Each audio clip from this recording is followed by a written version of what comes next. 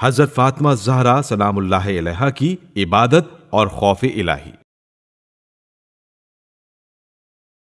एक मिसाली बेटी, नमूना अमल बीवी और बेहतरीन मां होने के साथ साथ आप अलैहिस्सलाम ऐसी आबिदा और जाहिदा खातून थीं कि फरिश्ते भी आप पर दुरूद और सलाम भेजते थे।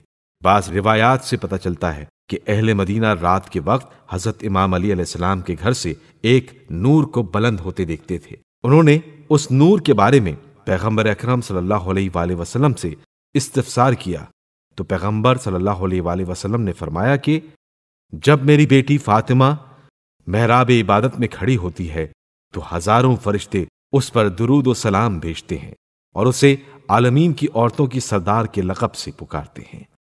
इसी तरह एक और हदीस है कि जब बीबी सैयदा दो आलम मेहराब इबादत में खड़ी हो जाती थी तो आसमान पर मलाइका के लिए एक सितारा चमकने लगता था और खुदा फरिश्तों से फरमाता था कि ऐ फरिश्तों, देखो मेरी बेहतरीन अब्द फातिमा मेरी इबादत कर रही है। वो मेरी बारगाह में खड़ी मेरी हैबत से लरज रही है और पूरे खुजू और खुशू के साथ मेरी इबादत कर रही है।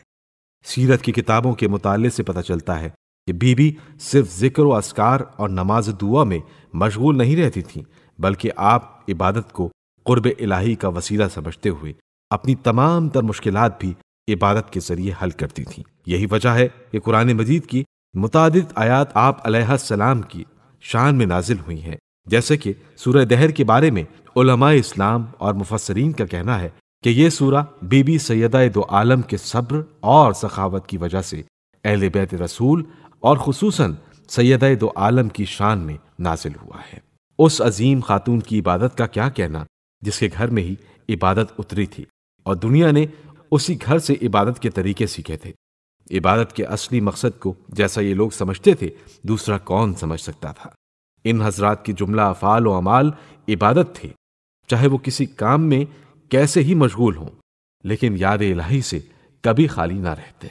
जनाब सैयदा अलैहिस्सलाम की इबादत के बारे में इमाम हसन अलैहिस्सलाम फरमाते हैं, दुनिया में हजरत फातिमा ज़हरा अलैहिस्सलाम से ज्यादा इबादत गुजार कोई न था।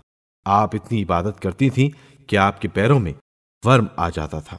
हजरत इमाम हसन अलैहिस्सलाम फरमाते हैं कि मैं हमेशा अपनी वालिदा गिरामी को मेहराब इबादत में सुबह से शाम तक खुदा के आगे गिरिया उजारी करते, हमदो सना फरमाते, निहायत आजिजी से दुआएं मांगते और इल्तिजाएं करते देखा करता था। मगर उन तूल और तवील दुआओं में कोई एक दुआ भी अपने लिए ना होती थी, बल्कि तमाम दुआएं मोमिनीन और मोमिनात के लिए होती थी। घर के काम काज के बाद सिवाय मेहराब इबादत में खड़े रहने या कुरान पढ़ने के अलावा किसी दूसरे काम में कभी आप अलैहिस्सलाम को मशगूल नहीं देखा जाता था। इबादत के वक्त खौफ खुदा से आपका चेहरा जड़ पड़ जाता और जिसमें अक़दस थर थर कांपने लगता था। आंखों से इतने आंसू बहते थे कि मुसल्ला तर हो जाता था।